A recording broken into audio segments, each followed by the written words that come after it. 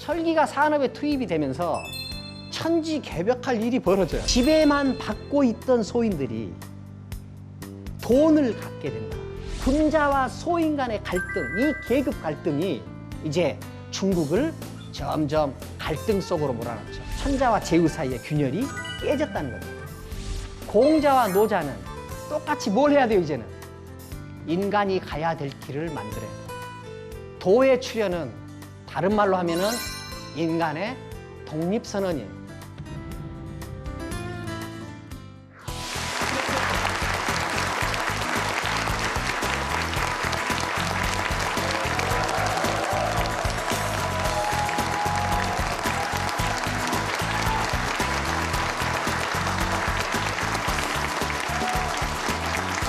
안녕하세요.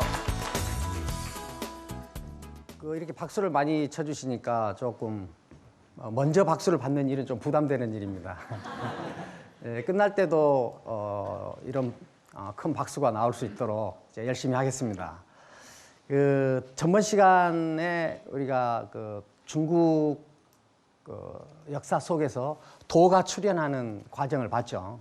지금 이제 도가 출현했습니다. 노자 사상을 이야기할 때 제일 중요한 개념이 이제 도잖아요. 근데 도 개념이 이제 전번 시간에 출현했어요. 자, 도 개념이 출현했다는 것은 중국의 사유가 어떻게 달라진 것인가 하는 것에 대해서는 다 이제 기억하시죠? 중국인들의 삶에 대하는 태도나 방식이 자, 믿음의 세계에서 생각의 시대로 넘어갔다. 신의 시대에서 인간의 시대로 넘어갔다.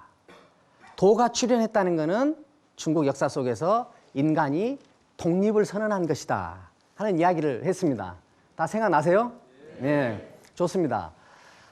은나라 때까지는 인간이 신의 그림자로만 존재했어요.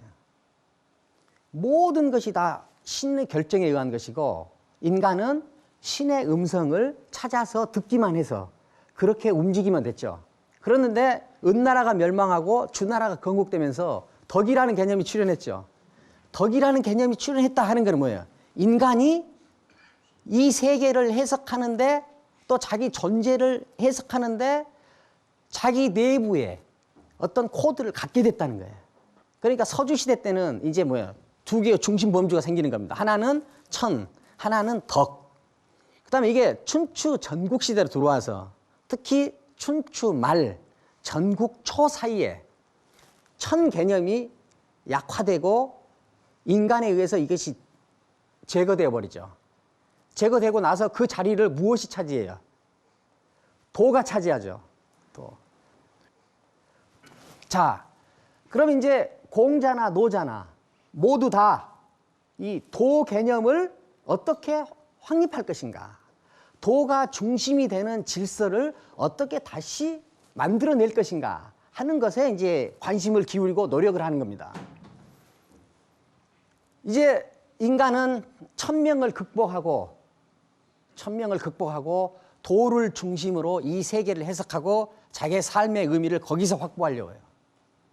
그러면은 천명을 극복하고 도로 가는 이 과정에서 도는 천명이 가지고 있었던 모순들을 극복한 상태로 도 개념이 만들어져야 되겠죠. 천명이 모순 개념을 가지고 있다 하는 거는 천명이 중심이 돼서 세계를 관리할 정도가 이제 더 이상 아니다. 새로운 사회 경제적 조건은 천명에 의존해서 만들어진 이데올로기로는 더 이상 이 새로운 시대를 감당할 수 없다 이런 뜻이에요. 천명에는 어떤 모순이 노정이 돼서 새로 전개되는 사회 경제적 조건을 감당할 수 없게 됐을까? 이제 이것이 우리가 좀 이해하고 넘어가야 될 점이 아니겠습니까? 그래서 이 모순을 극복해서 도라는 개념은 이제 어떻게 나갈 것이다. 자, 이렇게 되겠죠.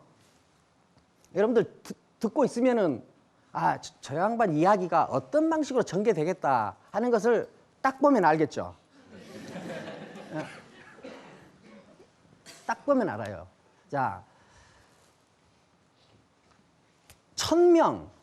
자, 여러분들 생각에 상제, 하느님이 지배하는 사회는 여기서는 이제 상제입니다. 하느님이 지배하는 사회는 아주 평화로운 사회겠어요? 거친 사회겠어요? 평화로운 사회겠어요? 자, 하느님이 모든 걸, 상제가 모든 걸 지배하던 사회가 정말 평화로운 사회였어요? 평화로운 사회일 수 있겠죠. 근데 역사 속에서는 그러지 못했어요. 역사 속에서. 서양의 중세가 그랬고, 중국의 은나라가 그랬어요. 은나라는 상제가 모든 것을 다 결정하고 상제의 의지에 의해서 이 세계가 다루어진다. 그리고 다룬다고 생각했어요. 그런데 은나라는 굉장히 거친 사회였어요. 논어에서 공자가 나는 주나라를 따르겠다 이야기해요. 주나라를 따르겠다 이야기한 이유가 뭐냐? 주나라는 인문적 분위기가 있다는 거예요. 인문적. 다른 말로 하면은 주나라는 점잖다 이 말이에요. 그런데 은나라는 점잖지 못하고 굉장히 거친 사회였어요. 그리고 그 은나라 마지막 왕 주왕이 주지육림을 했죠. 주지육림. 그러니까 은나라는 막 폭탄주가 난무하고 이렇게 좀 거친 사회였어요. 그러니까 주나라가 건국하고 나서 이 은나라의 이 술버릇을 어떻게 관리할 것인가, 이것도 아주 중요한 주제 중에 하나였어요. 어떻게 저렇게 문화화할 것인가. 하느님이 지배하는 사회는 평화로운 사회일 것 같지만 역사 속에서는 그것이 항상 평화롭게 전개되지 못했다. 왜 그런가? 천명이 지배한다. 인간을 초월한 최고 권위가 이 인간을 지배한다 할 때, 인간을 지배할 때 이 지배력은 주관적이에요, 객관적이에요? 주관적이에요, 객관적이에요? 주관적이죠. 하느님이 세상을 다스릴 때는, 상제가 세상을 다스릴 때는 상제 마음이에요. 그 다음에 상제의 권위를 받은 천자는 천자 마음이에요. 자, 주관적으로 다스려지죠. 주관적으로 다스린다 이 말은 뭐냐면 이랬다 저랬다 한다는 거죠. 일관성이 없다는 거예요. 자, 주관적으로 다스렸어요. 그 다음에 이 주관성이 권위를 가지려면 이 주관성은 다스려지는 사람들한테 공개되어 있습니까? 아니면 감추어져 있어야 되겠습니까? 감추어져 있어야 돼요. 그래서 이 인간을 초월한 힘, 상제, 하느님이 세상을 지배할 때는 그 권위는 어디에서 나오냐? 감춰진 데서 나와요. 감춰진 데서. 그리고 이 감춰진 이 힘은 주관적으로 움직이고, 그 다음에 뭐예요? 소수들에게만 열려 있어요. 그 소수들이 신의 대행자로 행세하게 되는 겁니다. 신의 대행자로 행세하는 이 소수들은 주관적으로 행사하겠어요? 객관적으로 행사하겠어요? 힘을? 당연히 주관적으로 행사하죠. 그 힘을 감춰서 사용하겠어요? 공개해서 사용하겠어요? 감춰서 사용한다. 그러니까 인간을 초월한 최고 권위가 지배할 때, 인간을 초월한 최고 권위가 이 세상을 지배할 때는 주관적으로 힘이 행사되고, 그 다음에 비유적으로 감춰져 있고, 그 다음에 임의적으로 행사돼요. 임의적으로. 그러니까 그 시대에 천명이 모순을 노정했다면 그 모순의 노정은 무엇으로 나타나느냐? 비의성, 주관성, 임의성을 가지고 있어요. 이 시경이나 그 당시를 기록한 많은 경전들 속에서는 다 무엇을 항상 나타나냐? 왜 상제 하느님이 은혜롭지 못하는가? 자비롭지 못하는가? 왜 하느님은 이렇게 일관적이지 않은가? 왜 하느님은 이렇게 미덥지 않은가? 하는 것에 대해서 한탄하는 글들이 많이 나옵니다. 자, 그러면은 이 모순이 극복돼서 새로운 세계로 나아가야 될 거 아니에요. 그 새로운 세계로 나아갈 때 중심이 되는 개념은, 범주는 도였죠. 도는 주관성, 객관성, 비의성을 극복해서 보편성, 투명성, 객관성을 확보해야 돼요. 그러니까 도가 지배하는 사회를 만든다 하는 것은 뭐냐면 어떻게 지배 질서를, 투명한 지배 질서를 만들 것인가, 어떻게 하면 지배 질서를 객관적인 상태로 만들어낼 것인가, 어떻게 하면 지배 질서를 보편적인 것으로 만들어낼 수 있는가 하는 것이 고민이었다.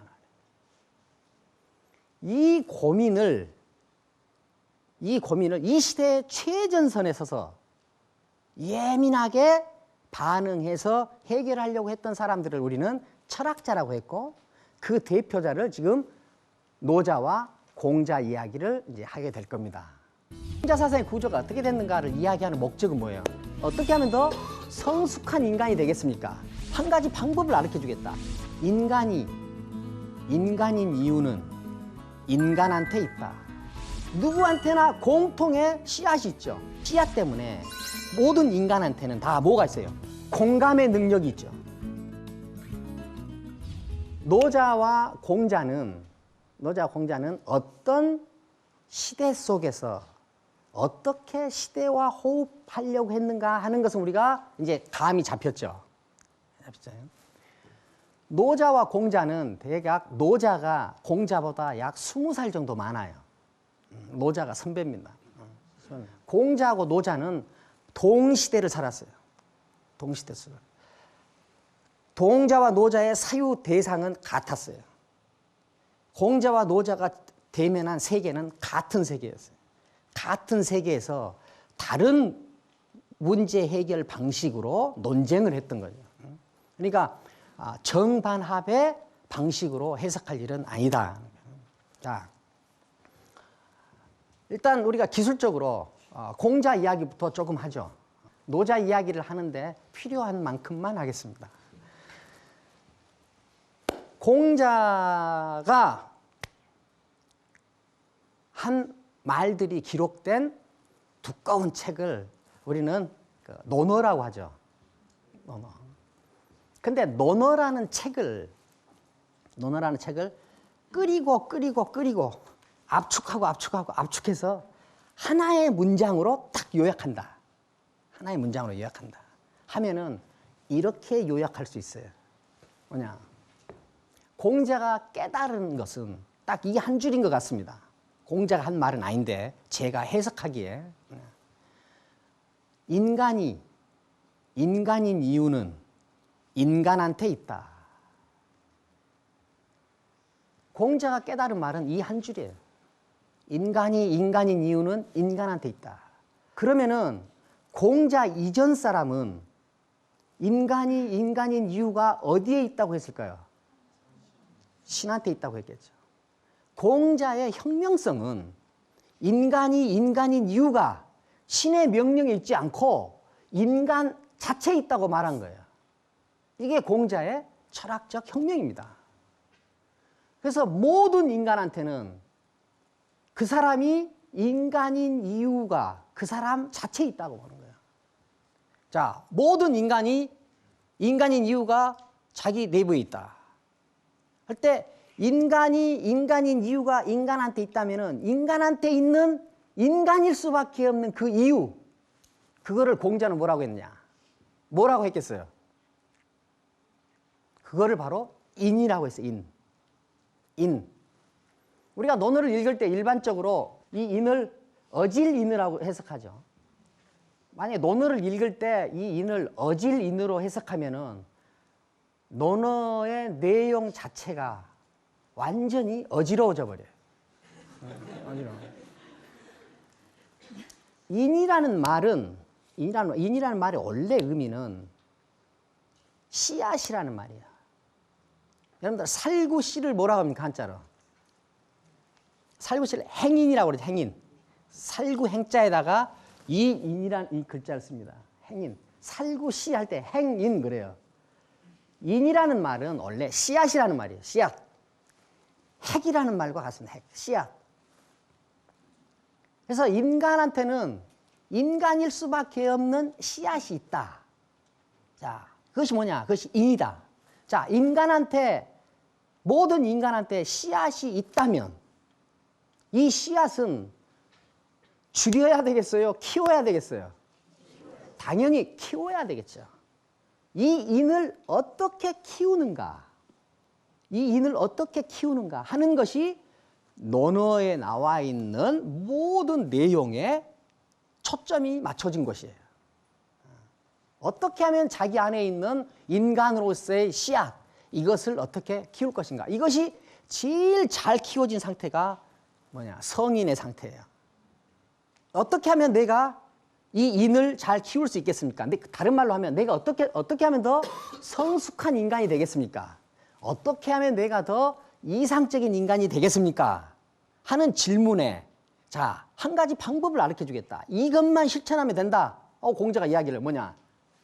기소불려의 물시여이나 네가 하고 싶지 않은 거는 다른 사람한테 시키지 마라. 이 말이야.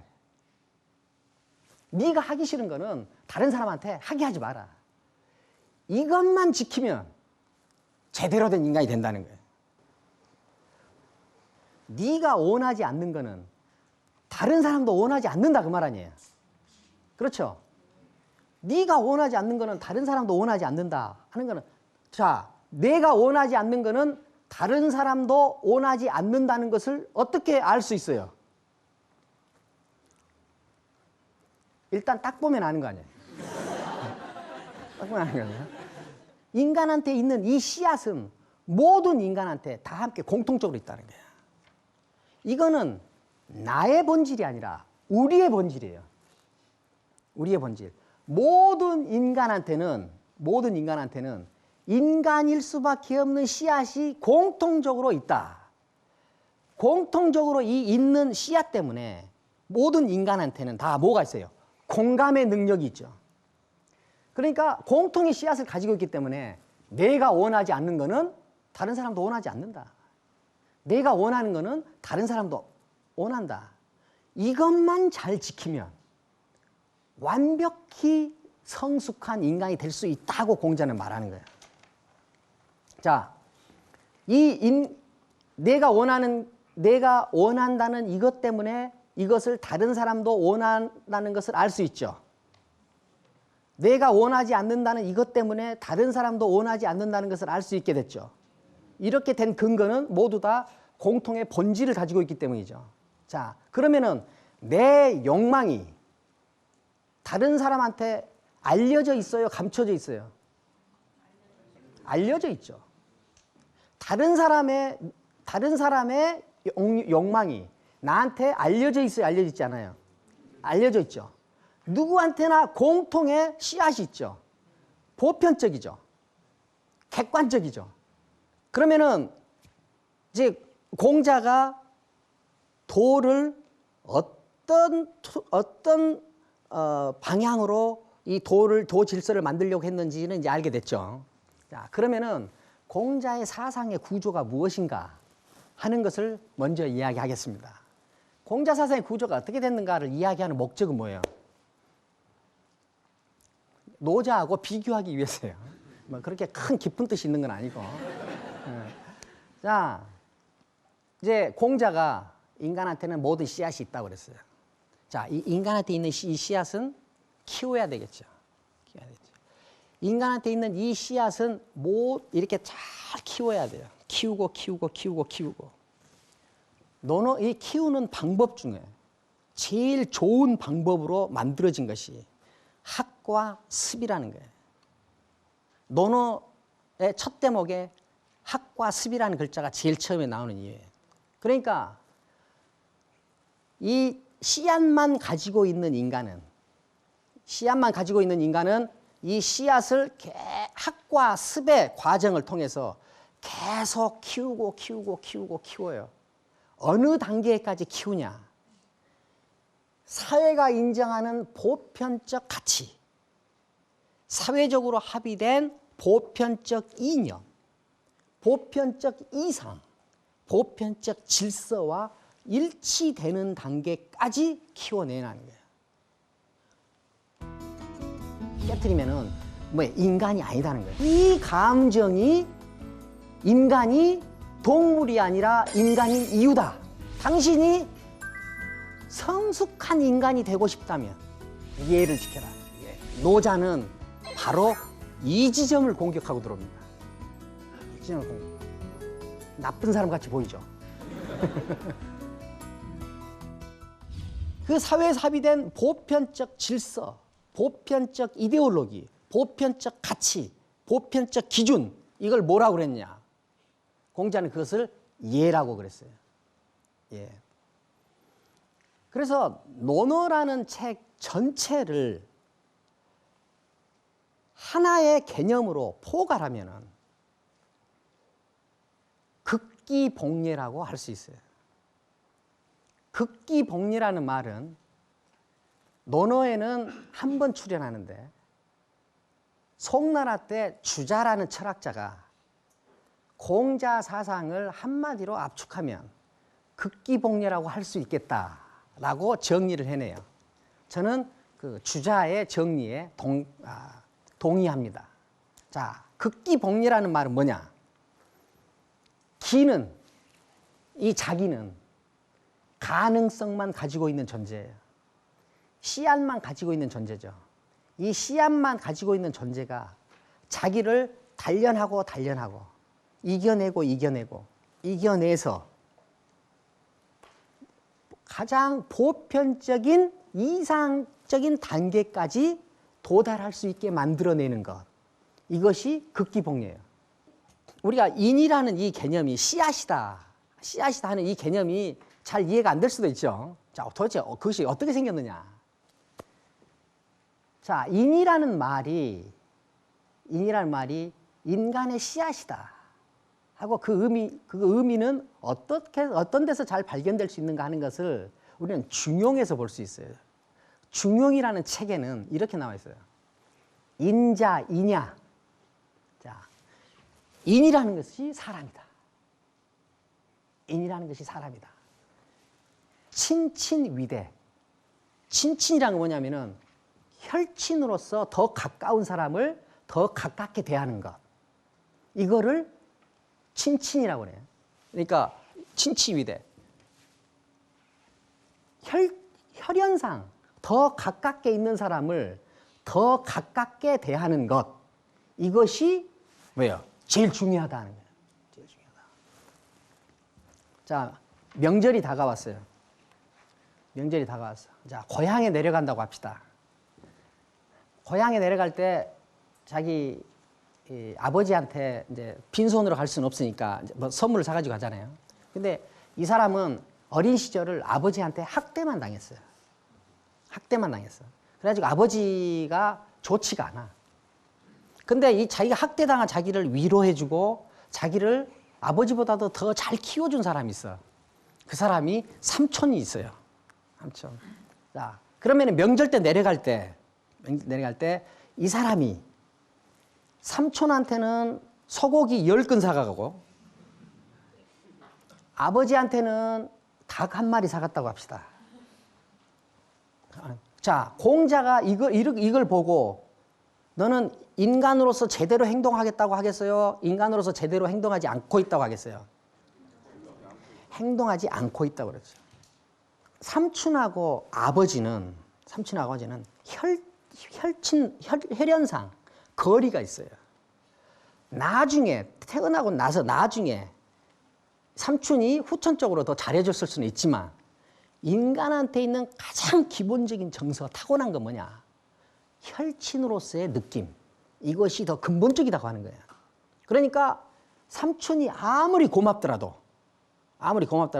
삼촌한테 소고기 10근 사다 주고 싶으면은 아버지한테는 아무리 못해도 10근 반은 사다 가지고 가야 돼. 10근 반.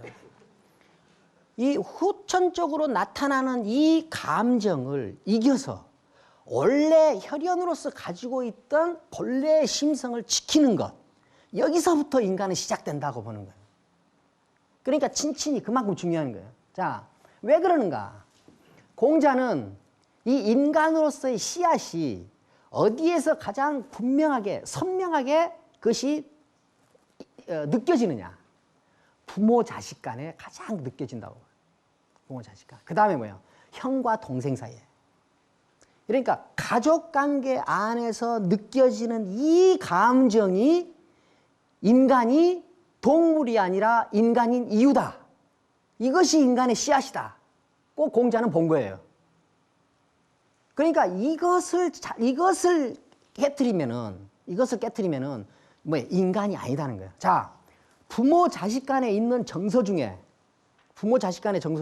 그다음에 형과 동생 사이에 흐르는 이 정서를 효제라고 그래요. 효제야자. 효나 동생을 자유롭게 대하는 이 제가 인을 실천하는 근본이 된다 말이야. 인이 되는 근본이다. 그러니까 이 공자의 사상 속에서 효라는 것은 인간이 동물이 아니라 인간인 것을 확인하는 가장 근본적인 지점이에요. 그래서 효라는 것이 유교 윤리에서 가장 중요한 이유는 뭐냐? 그것이 바로 인간인 지점이 거기에 있기 때문에 그렇다.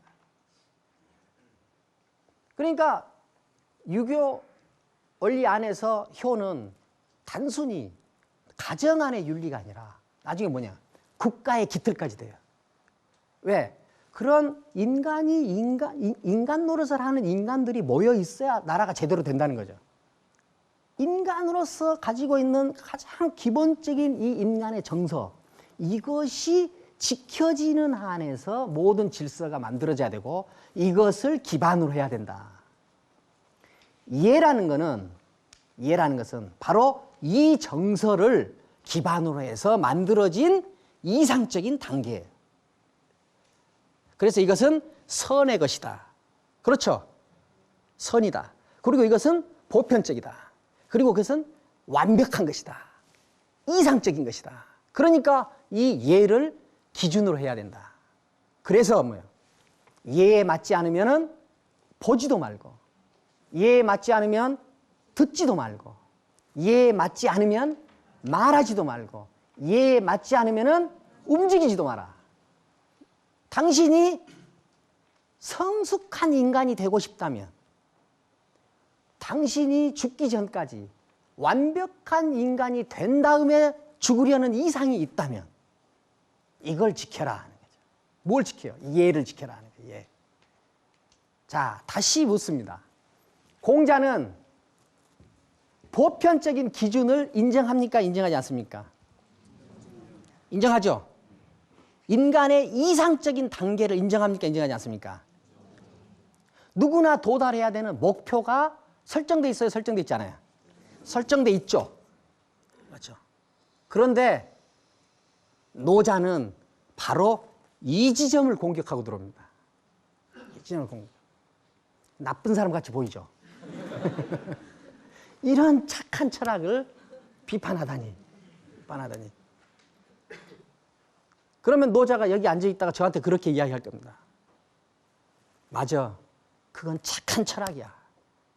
그런데 모두 다 그것을 착한 것이라고 합의한 것에 문제가 있어. 이렇게 들어올지 몰라요. 대한민국의 여성들은 두 부류로 나뉩니다. 큰 부자가 되는 방법을 알려드릴게요. 한국의 가정 안에서 일어나는 거의 모든 부모 자식 간의 갈등은 다 어디에서 출발해요? 인간들 사이에서 일어나는 갈등의 대부분이 뭐예요? 보자는 합의된 기준이 만든다고 합니다. 우리나라에서 미니스커트를 제일 처음 입은 사람이 누구예요? 윤복희죠. 제가 이건 국민 지식 같아요. 이걸 모르는 사람은 없더라고. 그래서 제가 이걸 많이 예로 사용합니다. 왜? 누구나 알기 때문에. 윤복희 씨가 이제 미니스커트를 처음 입었죠. 미니스커트를 처음 입고 나오면은 그때는 모두 다 뭐 올람치마라고도 하고 뭐 이제 우리나라 모든 여성들이 이렇게 긴 치마를 입었잖아요. 긴 치마를 입고 있을 때 아주 무릎 위로 올라오는 짧은 치마를 누가 입고 나타났다. 그러면 사람들이 다 신경도 안 쓰죠. 왜 신경도 안 써요? 당연히 비정상인 사람일 것이다. 그러니까 신경도 안 써요. 신경도 안 쓰는데 어떤 사람들은 이것을 따라서 하기 시작해요. 자, 모든 사람들이 긴 치마를 입고 있을 때 그 짧은 치마가 등장한 현상을 우리는 파격이라고 그래요. 긴 치마로 이루어진 질서, 이걸 격이라고 그래요. 그것을 깬 거죠. 파격이에요. 파격적인 현상은 일상적으로 수없이 일어나요. 그런데 어떤 파격은 유행이 되고 어떤 파격은 사라지죠. 그렇죠. 자, 여러분들 큰 부자가 되는 방법을 알려드릴게요. 자, 파격적 현상을 보고 저것이 유행이 될 것인가 안 될 것인가만 판단할 수 있으면 부자가 됩니다. 그렇죠. 자, 판단하세요. 자, 그 윤복희 씨가 그런 그 미니스커트를 입고 파격을 이뤄냈어요. 그러면은 그건 이제 사라지는 파격일 수도 있지만 이것이 어떤 의미에선가 사회의 어떤 현상을 반영해요. 그래가지고 이것이 뭐야? 따라서 하는 사람들이 생기죠. 자, 앞서 이야기했어요. 인류 역사 발전은 항상 주변이 중심을 공격하는 역사라고 그랬죠. 그렇죠. 소수가 다수를 전복하는 역사죠. 소수가 다수를 전복하고 다시 다수가 되어서 새로 등장한 소수한테 전복당하는 역사. 윤복희 씨는 소수로 등장했어요. 소수로 등장했는데 같은 소수, 같은 주변인적 동질감을 가진 사람들이 따라서 합니다. 아세요? 이 따라서 하는 사람들이 점점 늘어나면 이 주류의 격을 지키라고 만들어진 조직이 있어요. 그 조직이 뭐예요? 경찰력이죠. 그래서 경찰까지 동원해서 이 파격자들이 중심으로 침입하는 것을 막아라. 이제 그렇게 되죠. 그래가지고 그때 다 생각나실지 모르지만 경찰이 동원돼서 자 15cm인가 그랬죠. 자를 가지고 이게 다 그 경찰이 지금 그 미스케줄 단속하는 거죠. 그런데 그 단속을 하는데 이 단속이 효과를 보지 못하고 따라서 하는 사람들이 더 많아지면 이게 이제 물러나잖아요. 물러나면은 뭐예요? 미니스커트가 이제 유행이 되는 거죠. 미니스커트. 미니스커트가 유행이 되는 순간, 미니스커트가 유행이라고 합의되는 순간, 유행은 이 미니스커트는 더 이상 패션에 제한되지 않고 바로 뭐예요? 권력으로 변질되죠. 바로 이데올로기가 돼요. 이데올로기라는 것은 거기에 어떤 식으로든지 반응을 하지 않으면 불편해지는 거예요. 자, 미니스커트가 유행이다. 그러면 어떻게 돼요? 미니스커트가 유행이라고 합의되는 순간 이제는 뭐예요? 미니스커트를 꼭 입어야 될 것 같은 조급함이 생기죠. 그래서 이 대한민국의 여성들은 두 부류로 나뉩니다. 미니스커트를 입은 여성과 미니스커트를 입지 않은 여성, 입지 못한 여성. 그래서 웃으시니까 제가 더 쑥스러워지네요. 그 다음에 미니스커트를 입은 여성은 우월감을 가지고 미니스커트를 입지 못하는 여성은 열등감을 갖죠. 그러니까 어떤 유행에서 배제된단 말이에요. 그 다음에 미니스커트를 입은 사람들 사이에서는 어떻게 돼요? 차등이 매겨져요. 미니스커트를 입어서 완벽하게 어울리는 사람, 최상위. 미니스커트를 입어서 적당히 어울리는 사람. 미니스커트를 입은 것으로 괜찮은 사람. 미니스커트를 입었는데 좀 이렇게 안 어울리는 사람. 미니스커트를 입었기 때문에 불편하게 보이는 사람. 기준이 만들어졌다 하는 것은 뭐예요? 분류가 됐다는 거예요. 구분이 됐다는 거고, 구분이 된 다음에는 거기가 뭐예요? 차등이 매겨진다는 거예요. 차등이 매겨진다. 그러니까 이 기준이 만들어지는 순간 그것이 아무리 선이라고 하더라도 그것이 하나의 보편적 기준으로 확보되는 순간 그것은 바로 권력이 된다. 권력이 되면 그것은 뭐예요? 나중에 결국은 그것이 폭력이 된다. 폭력이 된다. 지금 가정 안에, 한국의 가정 안에서 일어나는 거의 모든 부모 자식 간의 갈등은 다 어디에서 출발해요? 다행히 여기 자녀 입장에 있는 분들이 안 계셔서 쉽게 이야기할 수 있는데, 대개 가정 안에서 일어난 부모 자식 간의 갈등은 부모의 선의에서 출발해요. 부모의 선의에서 출발해요. 다 뭐예요? 자식을 잘되게 하기 위해서 하는 것들이다. 자식을 잘되게 위해서. 그런데 부모가 자식을 잘되게 하기 위해서 선의를 가지고 하나의 기준을 가지는 순간, 그래도 대학은 서울대학은 가야 될 거 아니냐 랄지.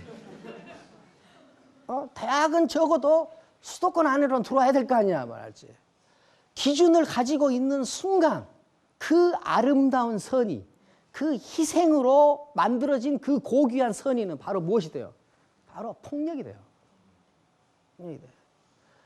폭력은 악이 일으키는 것이 아니라, 악만이 일으키는 것이 아니라 무엇이 일으키려고 하느냐, 노자는 합의된 기준이 만든다고 보는 거예요. 합의된 기준이 만든다. 인간들 사이에서 일어나는 갈등의 대부분이 뭐예요? 나하고 생각이 다르다는 거 아니에요. 내 기준이 안 맞다는 거 아니에요. 노자는 도덕경 2장에서 이렇게 말합니다. 정면적으로 공자한테 대고 하는 말이에요. 잘 살아보려고 하는 사람들이 하는 일이 되게 반성이에요. 노자의 뜻을 좀 강하게 우리가 나눠 갖는다면 우리가 죽을 때까지 한 번도 버려서는 안 될 그 두 가지가 있어요. 노자는 도덕경 2장에서 이렇게 말합니다. 이 세상 사람들이 모두 아름답다고 하는 것을 아름다운 것으로 알면 이는 추한 것이다. 이 세상 사람들이 모두 선하다고 하는 것을 선한 것으로 알면 이는 선하지 않은 것이다. 어떤 사람들은 이 대목을 이 세계에는 선이 있기 때문에 악이 있고 악이 있기 때문에 선이 있다 라고 해석하는데, 이런 주관적 상대주의는 중국에서 전국 중기 이전에는 발생하지가 않아요. 그러니까 이 말은 뭐냐, 정면적으로 공자한테 대고 하는 말이에요. 공자야 이러진 않았을 거예요. 모르겠어요. 20살 많으니까 그랬을 수도 있죠. 근데 점잖은 분들은 또 그렇지 않더라고요. 공자님, 우리가 다 천명을 극복해서 새로운 질서를 만들려고 하지 않습니까? 우리가 만들려고 하는 새로운 질서는 보편적이고 투명하고 객관적인 질서여야 되겠죠.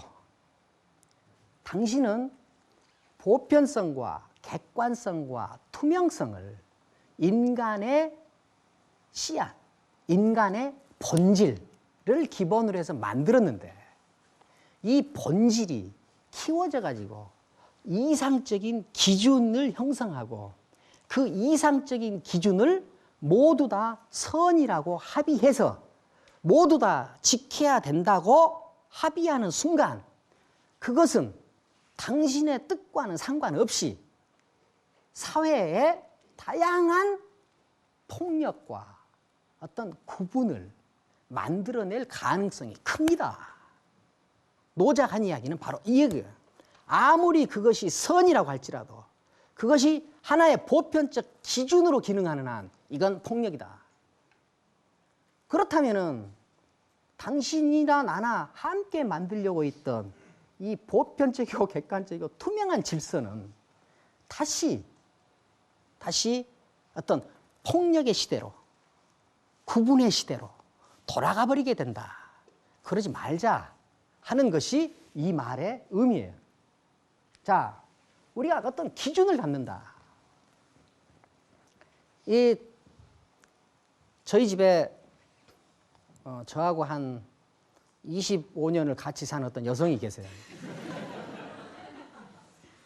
근데 그분은 인생을 어떻게 하면 잘 살아볼까 살아볼까?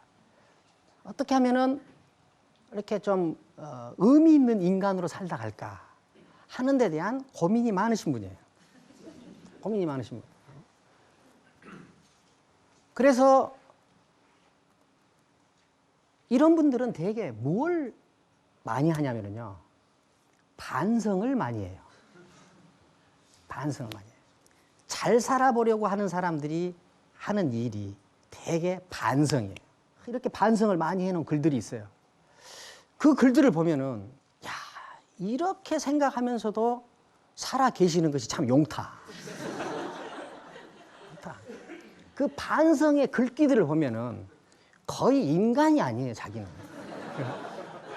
그냥. 자, 우리가 반성을 한다고 합시다. 반성. 반성은 대개 무엇을 가지고 해요? 어떤 기준을 가지고 하잖아요. 어떤 기준을 가지고. 그 기준이 밖에서 왔어요? 자기가 생산했어요? 대개는 다 밖에서 있어요. 대개는 다 밖에 있는 거예요. 우리가 반성을 하는 행위는 왕왕 자기는 참여해 본 적도 없는 이미 만들어진 기준을 진리로 알고 거기다가 자기를 갖다가 말이에요.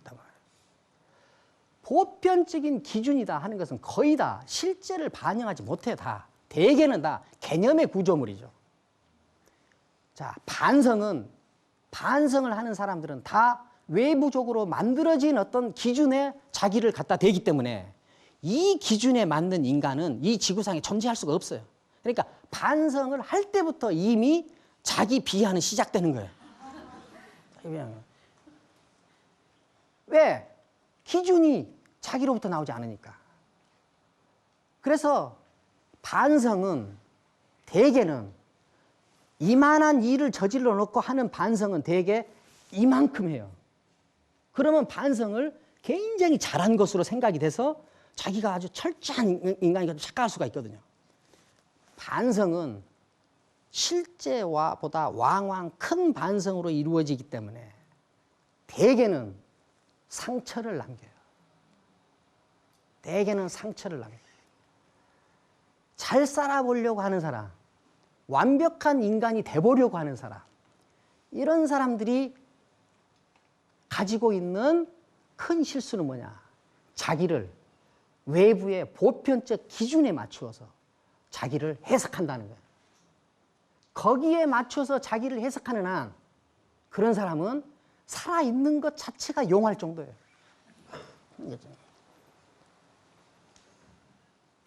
보편적 기준, 모든 사람들이 합의한 기준, 이런 것들은 왕왕 우리한테 보편적이고 완벽한 것으로 착각을 일으켜요. 거기에 기준을 두고 자기를 생각하는 한 자기는 항상 비참한 존재일 수밖에 없다.